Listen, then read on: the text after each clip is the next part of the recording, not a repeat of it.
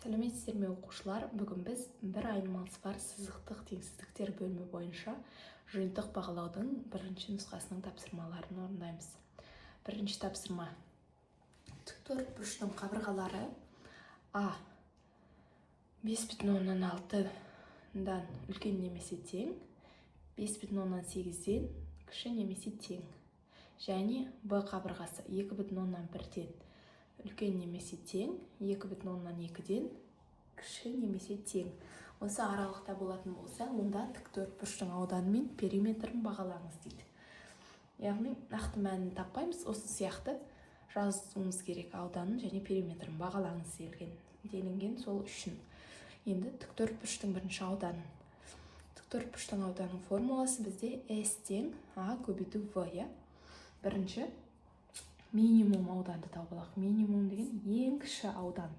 Ең кіші аудан ол 5,6 мен 2,1-ді көбейткенде шығады, Себебі А-ның ең кішкентай мәні 5,6, ал Б-ның ең кішкентай мәні 2,1 болып тұр. Екеуін көбейтеміз, 11,76 шығады. Бұл ауданның ең кіші мәні. Келесі енді ең үлкен мәнін тауып алуымыз керек. Ең үлкен мәні А 5,8 болғанда, ал В 2,2 болғанда. Көбейтеміз екеуін. 5,8 көбейту 2,2 көбейтсек тең болады 12,76. Біз ең кіші және ең үлкен мәндерін тауып алдық. Енді осы аралықта жазамыз. Сонда ауданы үлкеніне тең 11,76, кішіне тең 12,76 болады екен. Енді келесі дәл осылай периметрін бағалаймыз. Бірінші периметрдің формуласын жазып аламыз. Периметр тең 2 көбейту А қосу Б. Дәл аудан сияқты периметрдің де ең кіші мәнін, яғни минимум мәнін тауып аламыз. А-ның ең кіші мәні 5,6, В-ның ең кіші мәні 2,1. Енді формула бойынша орнына қоямыз. 2 көбейту 5,6 қосу 2,1 тең 2 көбейту, екеуін қосатын болсақ 7,7. Енді 2-ні 7,7-ге көбейтсек 15,4 шығады. Енді келесі ең үлкен мәнін тауып алайық. Периметр максимум тең 2 көбейту, А-ның ең үлкен мәні 5,8, В-ның ең үлкен мәні 2,2. Екеуін қосамыз, формулаға қоямыз. 2 көбейту 5,8 қосу 2,2. Екеуін қоссақ 8 шығады. Сонда 2 көбейту 8 бізде 16 екен. Сонда периметрдің максимум мәні, яғни ең үлкен мәні 16. Енді ең кіші және ең үлкен мәндерін тауып алдық. Осылай теңсіздік түрінде жазамыз. Периметр үлкеніне тең 15,4-ден, кішіне тең 16. Осымен бірінші есебіміз аяқталды. Келесі екінші есеп. Екінші есепте берілген сан аралықтарын сан түзуінде кескіндеп, қиылысуын және бірігуін жазыңыз деген. Бірінші берілген сан аралығы -5-тен 1-ге дейін. -5, 1 екеуінде боядық, себебі тік жақша тұр бізде. Боядық деген сөз, ол оны қоса алғанда деген сөз. -5 де 1 де жауапқа кіреді деген сөз. Келесі дәл осы бір сан аралығында сызып алдым, себебі қиылысуын, бірігуін біз сурет арқылы көру үшін. Енді келесі сан аралығы минус шексіздіктен 7-ге дейін.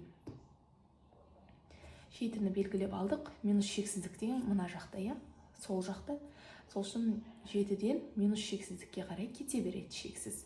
Енді бізге бірінші қиылысуын табуымыз керек. Қиылысу деген сөз, ол екеуінің біріккен жері, біріккен жері.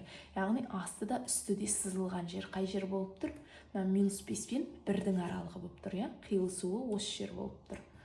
Енді бірігуі деген екеуінде де барлық сандарды қамтиды. Яғни екеуінде де барлық сандарды қамту керек демек, ол 7-ден минус шексіздіктен 7-ге дейін деген сөз. Бірігуі. Келесі үшінші тапсырма. Берілген сан аралықтарын теңсіздік арқылы жазыңыз делінген. Бірінші А тапсырмасында X-іміз -3-тен үлкен, бірақ 5-тен кіші. қараймыз. -3-те 5-те боялмаған нүкте, демек осылай ашық қалады теңсіздігіміз. Содан соң келесі В тапсырмасы. X-іміз үлкен -1,2-ден кіші -1-ден. Енді қарайтын болсақ, бізде мына жерде теңдік белгісі не үшін тұр? Себебі -1,2 дегенді қарайтын болсақ, бізде -1,2 боялған, иә? Демек, боялған болса, біз осындай теңдік белгісін қоса жазады екенбіз теңсіздікке. Келесі С тапсырмасы. С тапсырмасында X-іміз кіші 5-тен, яғни 5-тен кіші сандарының барлығы минус шексіздікке дейін кете береді деген сөз. Екінші жағында шексіз кете береді екінші жағы.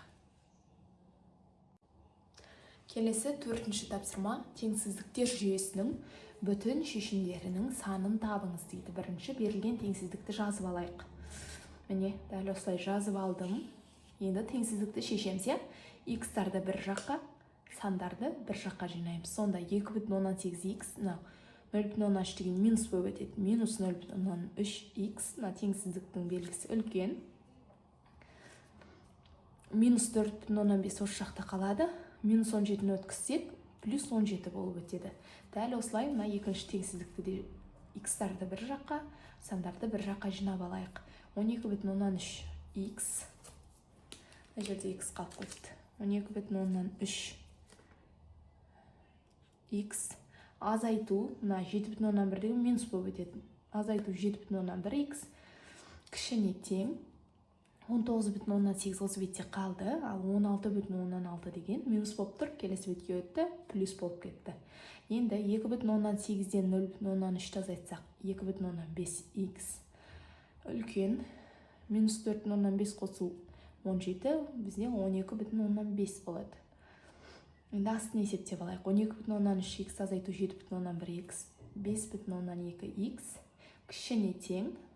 19,8-ге 16,6-ны қоссақ, 36,4. Енді x-ті табу үшін 12,5-ге бөлеміз 2,5-ті. Сол кезде 5 шығады, сонда x үлкен 5-тен. Мына жерде дәл солай бөлеміз, 36,4-ті бөлеміз 5,2-ге. Сонда x кішіне тең 7-ден. Екі жауапты біріктіретін болсақ, бізде x-іміз үлкен 5-тен, кішіне тең 7. Енді осыны сандық түзуде сызып көрсететін болсақ, 5 боялмаған нүкте, 7 боялған нүкте, осы аралық. Енді осы аралықта неше бүтін шешім бар екен табуымыз керек. 5 деген кіріп тұрған жоқ біздің жауапқа, демек 5 жоқ бүтін сан. Біздің шешіміміздің арасында, 6 бар, 5 пен 7-нің арасында 6 бар ғой, 6 бар, және 7 деген кіріп тұр, яғни боялып тұр. Тең, 7-ге тең деп тұр. Демек, 6 және 7 деген 2 бүтін сан бар екен біздің теңсіздіктің шешімінде.